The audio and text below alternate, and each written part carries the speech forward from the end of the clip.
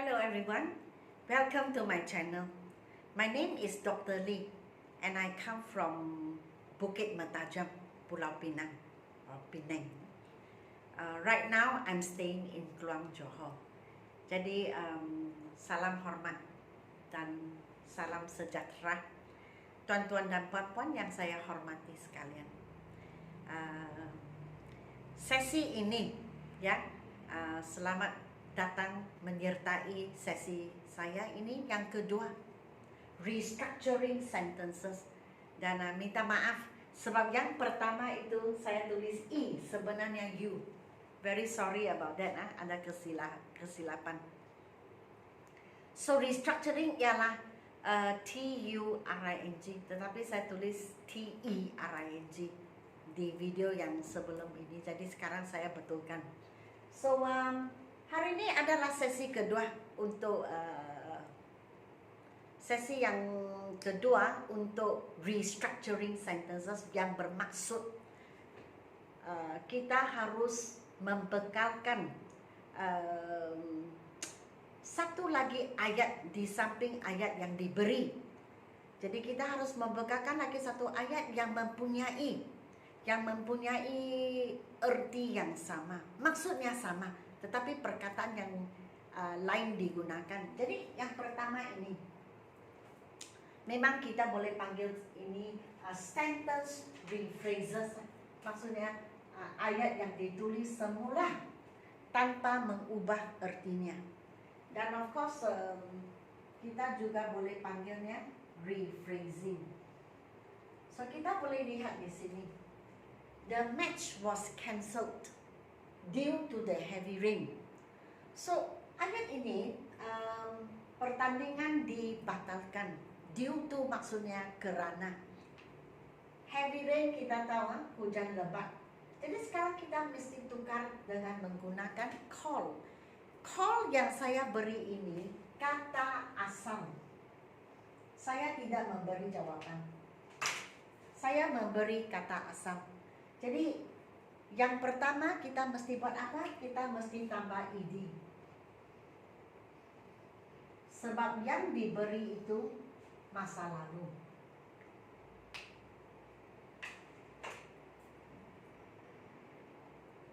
Heavy rain kita tahu hujan lebat. Jadi bagaimana kita bertukar ayat ini kepada lagi satu ayat yang mempunyai maksud yang sama dan menggunakan perkataan cold. Okay? So cancel maksudnya batalkan, tetapi di sini was called. Jadi was cancelled. Cancel ialah batalkan. Jadi was cancelled maksudnya dibatalkan. Ayat pasif atau bangun kena buat. Jadi call kita mesti tukar ke call, tetapi hanya call tidak boleh. Call memanggil, call menelpon. Tetapi call off maksudnya batalkan. Jadi jawapan kita bukan call sahaja. Jawapan kita mesti ada call off, tetapi saya tidak tulis. Okay? So ayat yang betul, the match was. Kemudian saya tukar ke called off, yang bermaksud cancelled. Dan yang lain kita boleh teruskan sahaja, tak payah buat apa-apa. Due to the heavy rain. Oke, artinya sama. Artinya pertandingan dibatalkan kerana hujan lebat. Yang lain tak payah buat apa-apa. My grandmother likes to watch television in the evenings. Jadi perkara yang pertama, nenek suka menonton television pada waktu petang. Jadi kita tengok di sini, yang saya beri hanya kata asal. Hanya kata asal. The base form. kamu mesti tukar dahulu. Sebab yang diberi itu likes. Jadi jawapan kita enjoys. Mesti ada S juga. Barulah kita tukar ayatnya. So, apakah jawabannya? Sama juga my grandmother, nenek saya.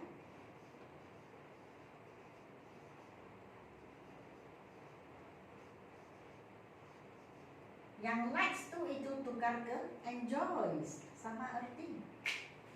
Kalau kita suka membuat sesuatu, maka kita enjoy. Memang kita mesti tambah S, enjoys. Kemudian, so kita sebenarnya tukar dua perkataan. Watch menjadi apa?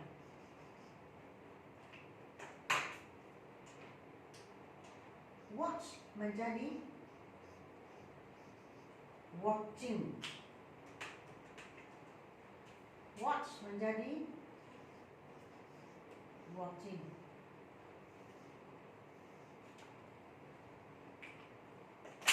Television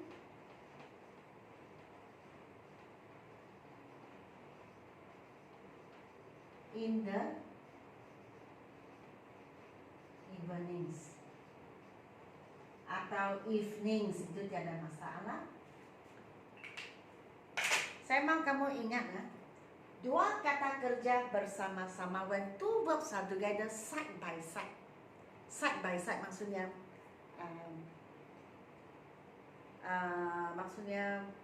satu demi satu. Maka kata kerja yang kedua itu kita tambah ing. Example, I like jogging. She dislikes dancing, for example. I enjoy shopping. I love gardening. So, apabila kita ada dua kata kerja bersama-sama, maksudnya satu demi satu, kata kerja yang kedua itu kita tambah ing. Okay? So, my grandmother enjoys watching television in the evenings. Jawapannya sudah tepat. Okay? Jadi, ini lagi satu sesi untuk kamu belajar. Bagaimana tulis semula.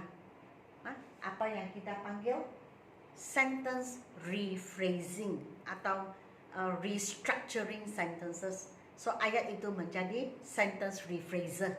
Okay, tukar ke ayat yang lain tanpa mengubah artinya. Tetapi di sini saya beri perkataan yang diinginkan, yang diperlukan. Jadi yang cancel ini ialah verb, dan call off ini ialah phrasal verb. Phrasal verb. Okay? Likes to ialah verb. Likes to ialah verb. Kemudian kita tukar ke verb juga. Jadi from verb to verb.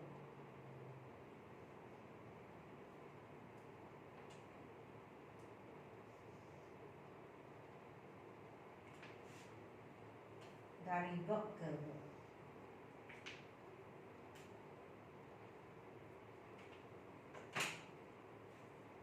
Okay, so saya harap kamu telah mempelajari kaedah bertukar satu ayat ke ayat yang lain tanpa mengubah artinya.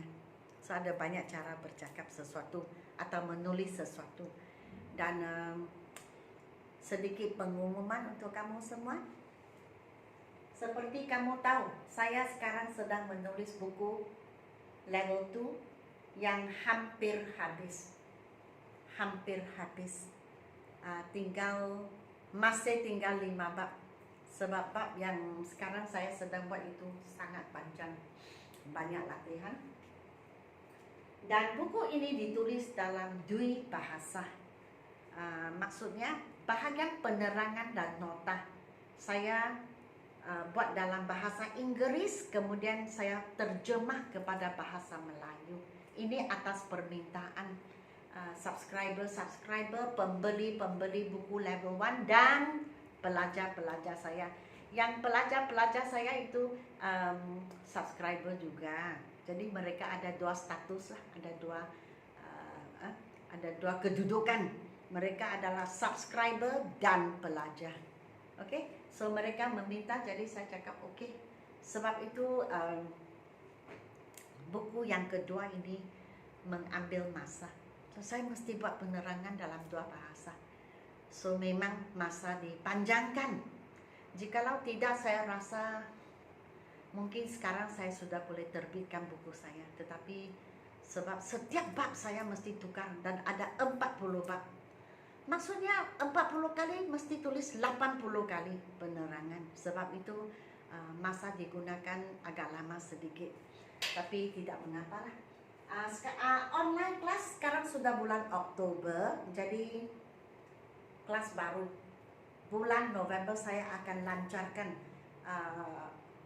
online classes untuk bulan November. Dan inilah yang akan ditawarkan. Speaking, make sentences, listening, reading, grammar. Sana, sekolah rendah, sekolah menengah, SPM MUET, IGCSE untuk sekolah international, O-level English, IELTS untuk orang yang ingin pergi ke luar negeri, luar negara.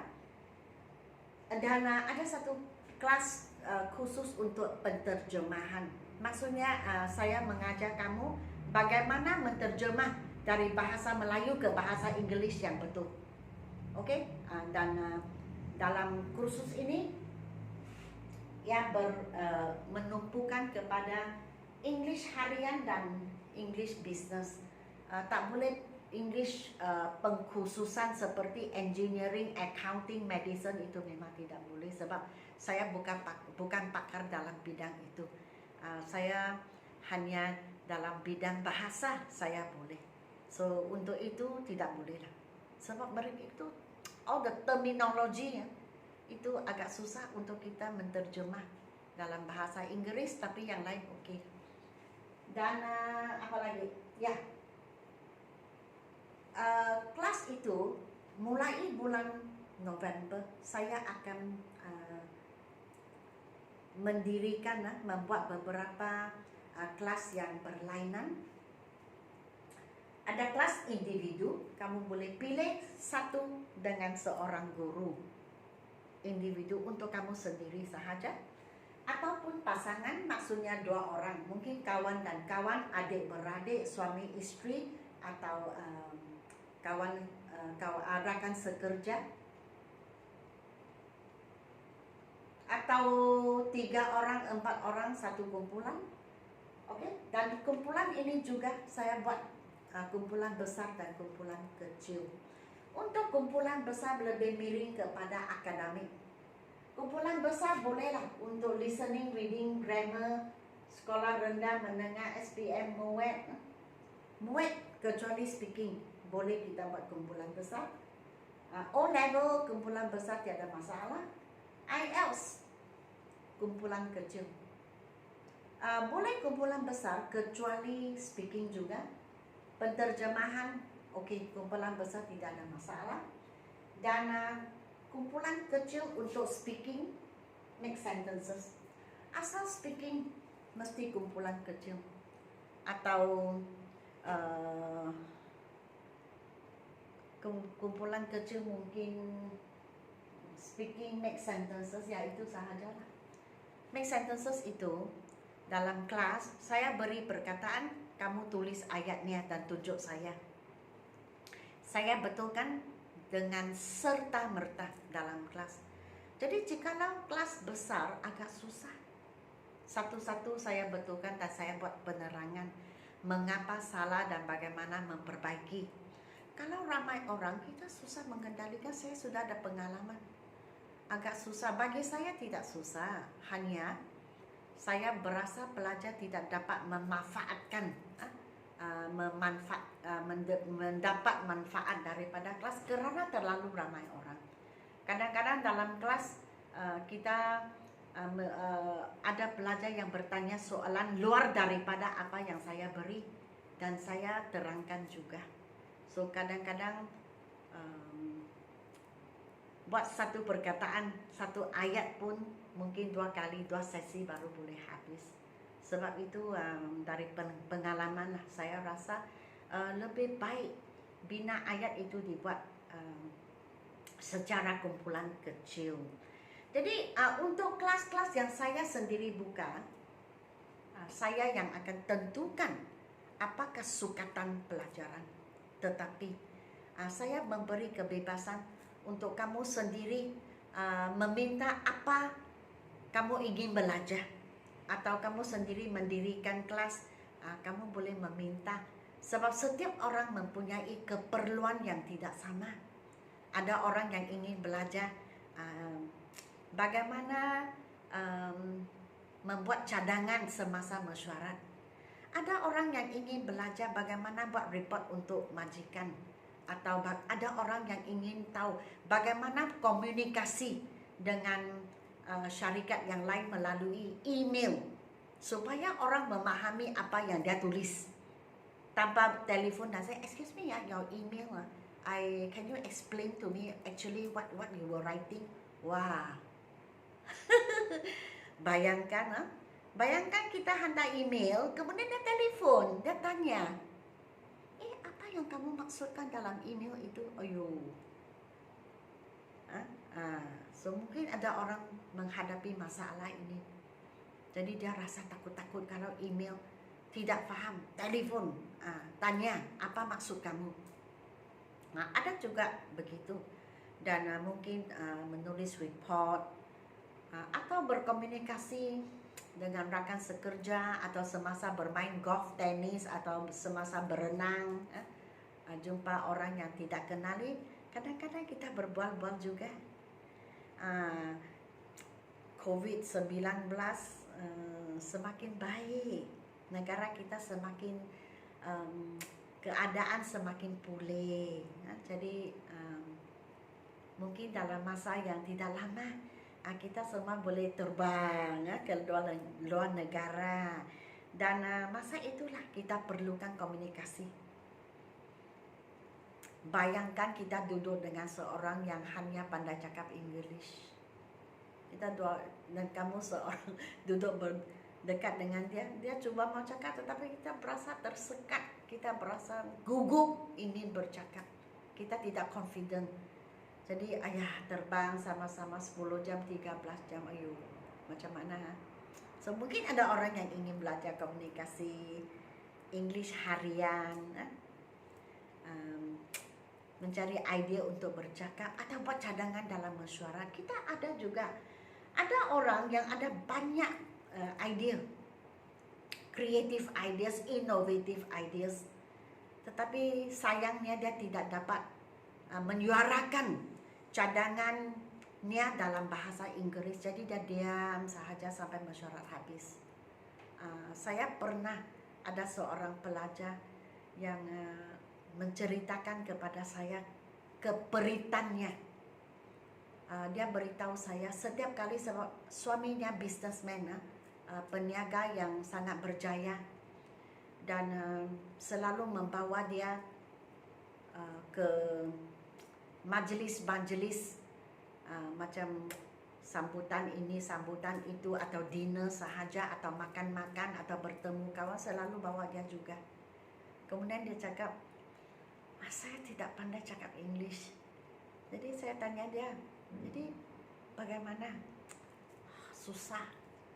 Kalau tidak ikut husband suruh. Bukan suruh lah, tapi husband mengajak. Sebab masing-masing membawa istri. Jadi ikutlah. Tapi waktu mereka berbual-bual sebelum dan semasa dan selepas makan, dia cakap dengan saya, dia cakap, semasa mereka berbual-bual, bercakap-cakap, saya makan saja. Saya mengisi masa itu makan sikit ini, sikit itu, supaya masa habis dan boleh balik ke rumah, boleh pulang. Jadi ini adalah sesuatu masalah yang pernah seorang pelajar saya memberitahu saya, seperti saya cakap, amat perit, amat susah. Setiap kali dia pikir ingin keluar dengan suaminya untuk ke majelis, dia selalu merasa sangat stres. Sangat stres. Jadi ada juga permintaan sebegini. Okey? Ataupun university student mesti buat presentation tetapi tidak dapat. Jadi saya ada satu kursus yang saya akan melatih pelajar dalam bidang yang kita panggil public speaking.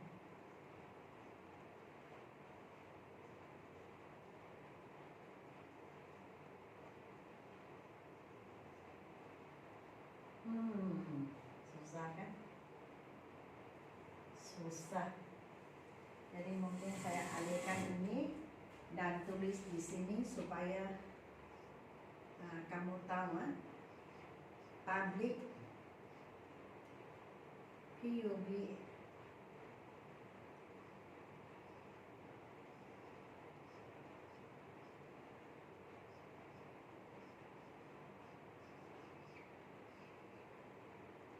ataupun presentation.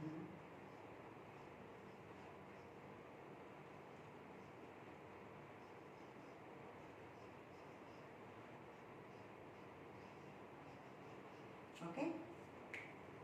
Presentation mungkin untuk pelajar-pelajar university, college dan public speaking untuk sesiapa sahaja. Bolehlah ikut kelas kursus sebegini untuk melatih sendiri bercakap di halayak ramai dan mempunyai confidence untuk menyampaikan di hadapan halayak ramai. Okey, dan tiada apa-apa lagi?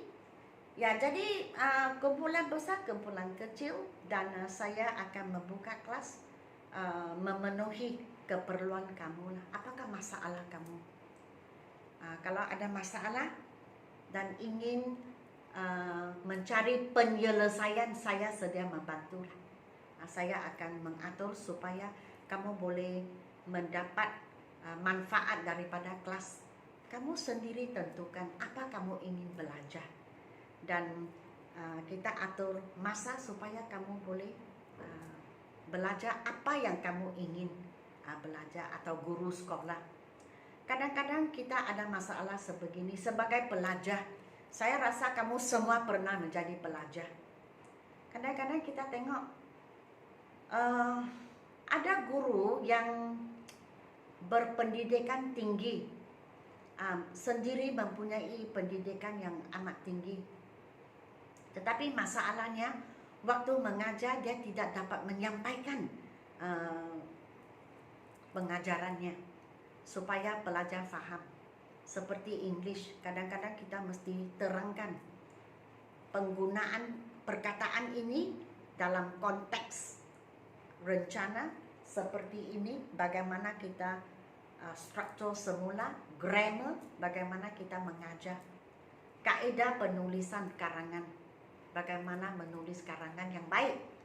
Jadi guru kadang-kadang sendiri berpendidikan tinggi, telah melalui atau menempuhi latihan tertentu dalam bidangnya. Tetapi waktu mengajar dia tidak dapat sampaikan kepada pelajar. Jadi ramai pelajar yang tidak faham apa yang dia cakap. Jadi ada juga guru sebegini. Jadi jikalau kamu mempunyai masalah begitu, bagaimana saya terangkan? Kamu boleh jumpa dengan saya lah. Jumpa dalam telefon, virtual. Okey? Tapi kalau ingin datang jumpa saya pun okey juga, hanya saya rasa tidak perlulah. Kita boleh jumpa di komputer, virtual meeting. Ada kadang-kadang di sekolah-sekolah yang mempunyai masalah kekurangan guru bahasa Inggris, atau tiba-tiba seorang guru terpaksa mengambil leave kerana sebab-sebab yang tertentu. Tiba-tiba kamu dipanggil untuk mengajar. Kadang-kadang pengetua minta kamu membantu kerana tidak ada guru untuk mengajar bahasa Inggris. Jadi mungkin kamu berasa macam kurang yakin. Jadi boleh juga beritahu saya lah. Nah, saya akan tengoklah bagaimana saya boleh menyelesaikan masalah yang kamu sedang menghadapi. Okey, dan untuk orang yang ingin membeli buku level 1, saya sekarang tinggal 4 sahaja, tinggal 4 buah, ada stok sekarang. Dan jikalau kamu ingin membeli, silalah WhatsApp kepada saya. Dan untuk khusus ini semua, jikalau kamu ada minat, boleh juga WhatsApp kepada saya 019-7878-299 dan buku ini juga lah. Boleh WhatsApp kepada saya level 1. Okey, dan level 2 apabila sudah siap, waktu saya sedang menulis jawapan dan saya sudah berjaya memohon untuk ISBN, buku dihantar ke kilang, saya terus akan bagi tahu, saya akan maklumkan di video saya dan kamu boleh mula menempah buku. Okey, jadi sekian untuk sesi kali ini. Saya harap kamu suka akan video saya dan beri saya like, share dan subscribe. Okey, selamat tinggal. Terima kasih kerana menonton video saya.